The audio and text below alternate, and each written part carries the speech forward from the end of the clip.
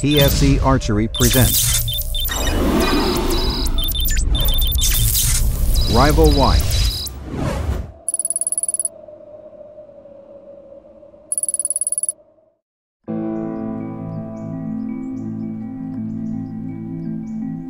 It's the second week of November, a magical week on any whitetail hunter's calendar. Over the course of the last few days, the switch has been flipped. The natural ebbs and flows of a whitetail season have appeared, and while the encounters have been frequent, they've fallen short of success. Enter November 8th. After a steady morning hunt, David Blanton finally released an arrow, downing a buck dubbed Lieutenant Dan. Holy cow! Just hours later, across the farm, Casey finally set his sight pins on strong arm. Yes! All in all, what started out like any other morning ended with over 330 inches of antler in the skinning shed. For Chris, celebrating another success is something he enjoys, but it also leaves something to be desired.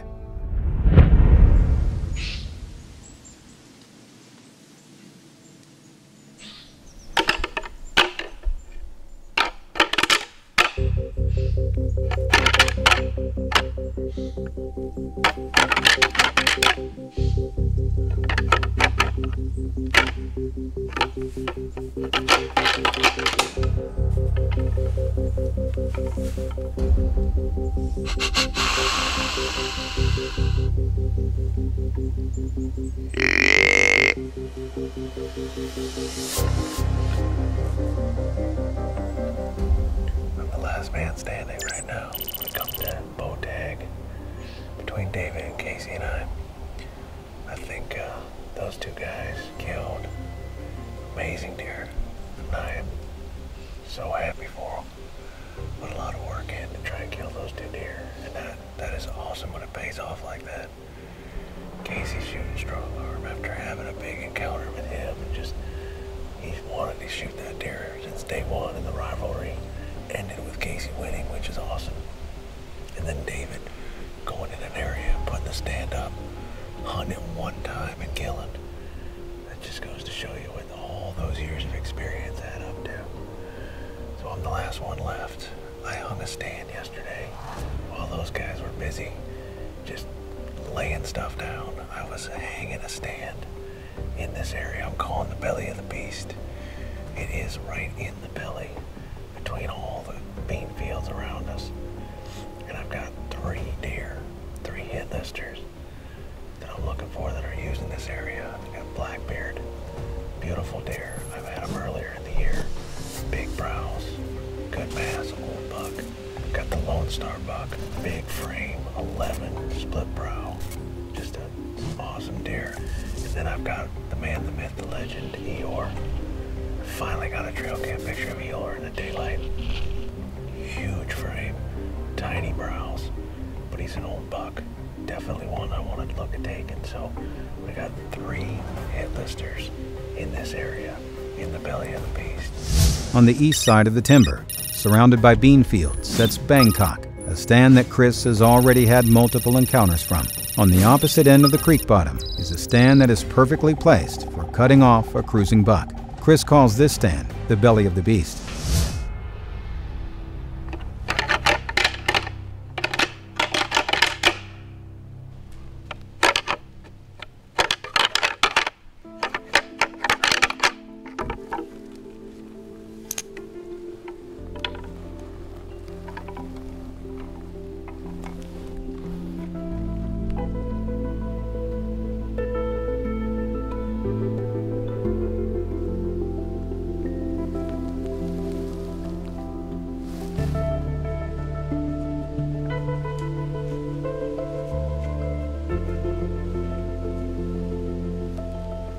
Just as Chris expected, the morning hunt is a steady stream of young bucks filtering their way through the creek bottom after feeding the bean fields that lie on the topside.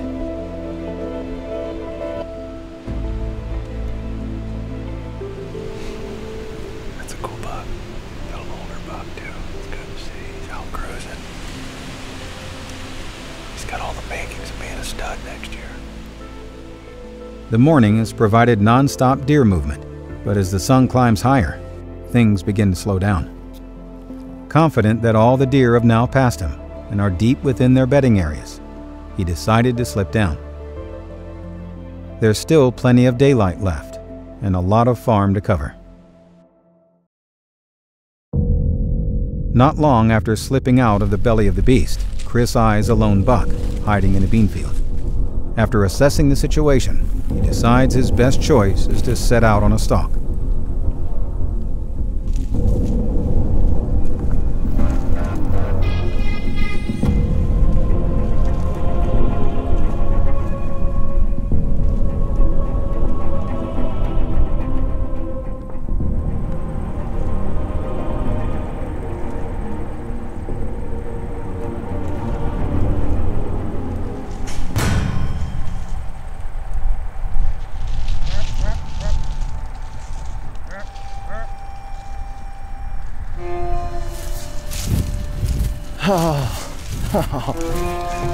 Another Big 10. We got a corn truck just showed up. Oftentimes, a stalk on a mature whitetail ends without a shot. Most often, from a hunter's arrow. In this case, however, Chris reached the 20-yard mark, only to watch his opportunity get cut short by the sound of the air brakes from a grain truck. Oh, big frame, 10, white horns. Just a good solid deer. And he ran right into where I just came from.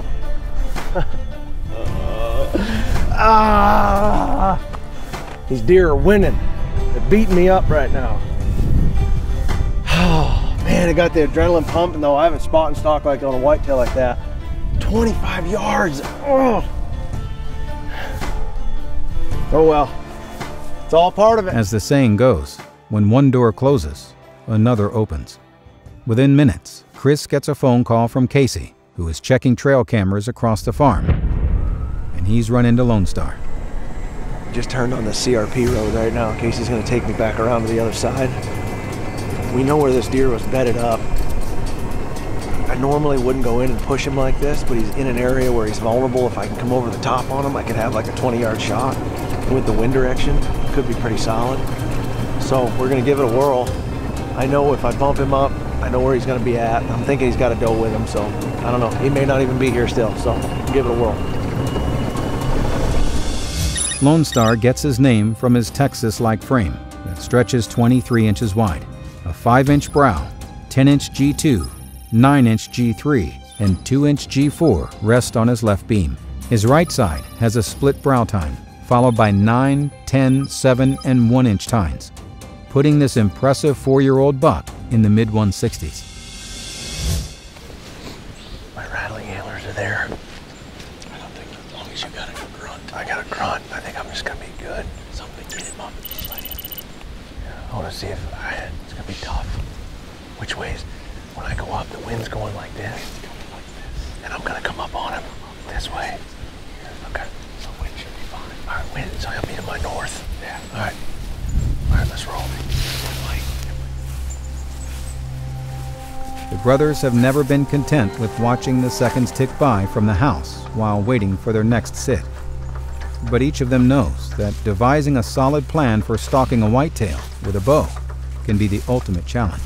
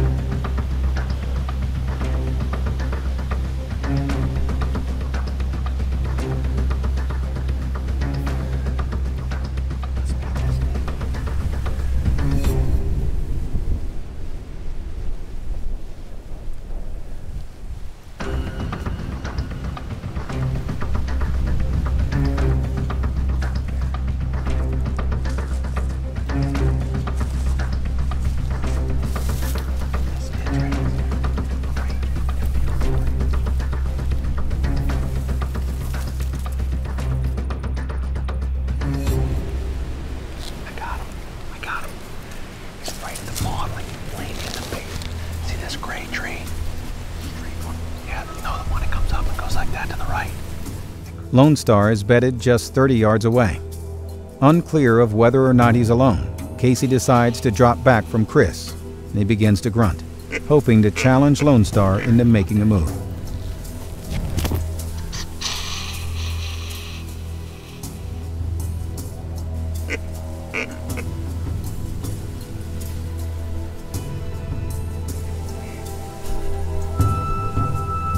Expecting the rutting buck to show some sort of reaction to the grunts, Chris comes to full draw time and time again. But there is no movement from Lone Star.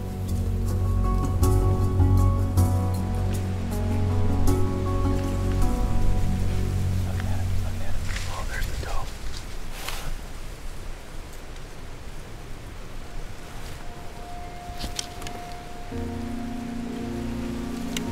He had a doe. He had a doe. Oh, man.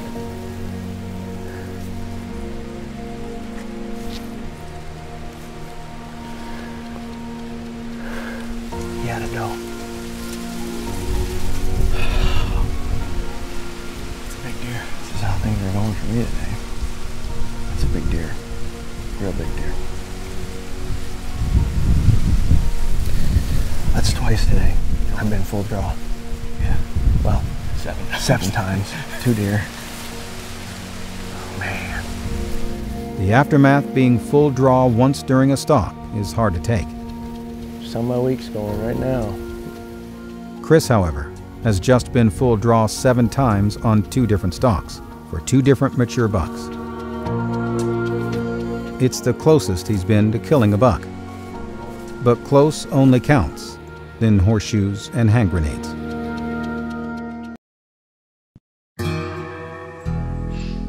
A new day brings new life, and after a long night's sleep, Chris climbs back into the belly of the beast. The movement is similar to yesterday. First come the does, which during the rut is never a bad thing.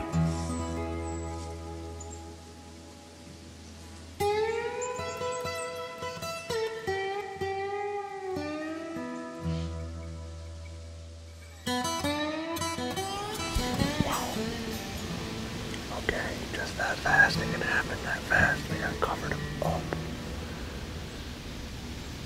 Bunch of does came through here running. Some little buck chasing, but all of a sudden the woods just like boom, they were alive. The sun is just breaking. I'm back in the belly of the beast this morning. Too good a morning yesterday not to do this. I feel like now it's just a patience game. The longer I sit here, the more my odds go up in taking down one of those big bugs. Yesterday was a rough day. I had 2 giant deer within 25 yards. Couldn't get a shot because they were laying down, both of them. So that's all right. Just to have 2 encounters with 2 giants in one day is pretty thrilling in itself. So, the sun is just cracking, coming up over the hill. Deer starting to move. Back in the belly of the beast.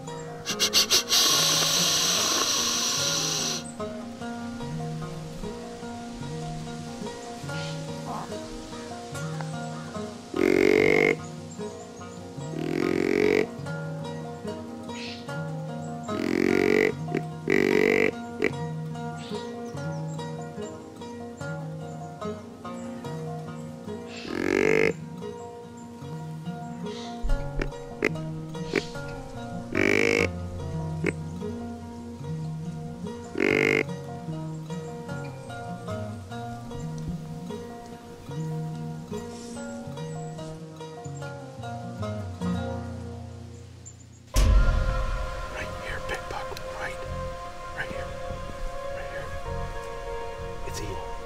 It's him.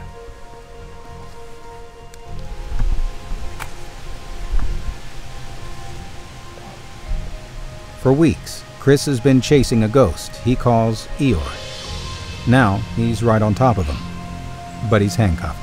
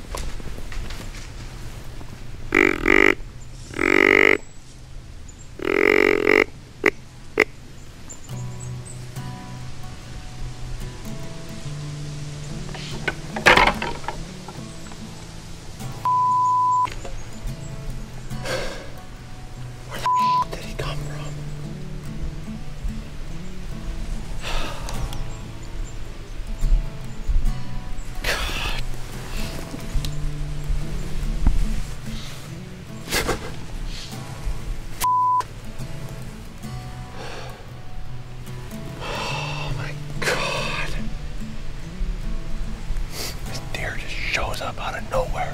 Like, I'm staring where he's looking. I'm like staring at it, and he just appears.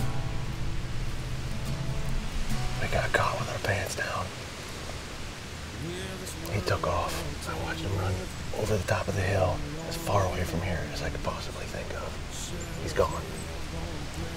He's gone. It's Eeyore. It's the one I wanted to kill. He's gonna open it wide. I'm gonna swallow me whole.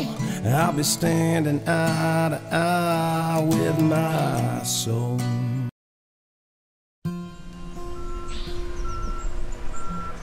It's been 2 days of close calls and bluebird weather.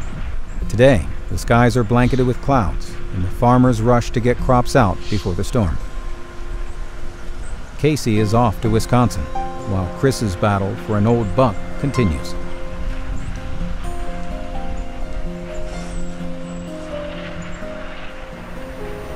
Well, we got a major shift happening right now. I got everything going in my favor. To my surprise, as we're sitting here today, they start cutting the corn. It's been forever. Casey wanted this corn out so long, so did I, but the farmer decided today to cut it. So I made that bold move. It's a bold move, but I said I'm not leaving. Sitting all day. You never know what they're gonna bump up out of this corn. I'm just gonna kind of roll with it. So I'm sitting in here. Casey's on his way to Wisconsin. He's in a snowstorm. He's, he's getting up towards the north up there where it's dropping in temperature. And I'm getting the same thing here. It's shifted out of the north. So I've got temperature in my favor. I got wind in my favor. I've got the corn being cut. Everything's in my favor. I just need the bucks to work with me here. Just work with me a little bit. You know, it's been a tough season for me so far. Just work with me. Hopefully tonight's the night. The impending weather has surprisingly put the deer movement in a holding pattern in Illinois.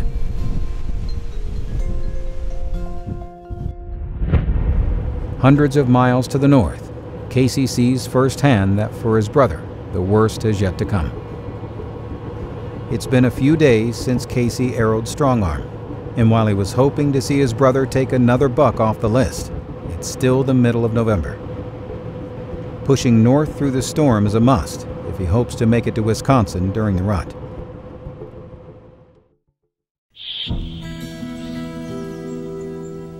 The storm is now past, and with a renewed hope that the deer movement will return to its former self, Chris decides to slip into Blanton's bench.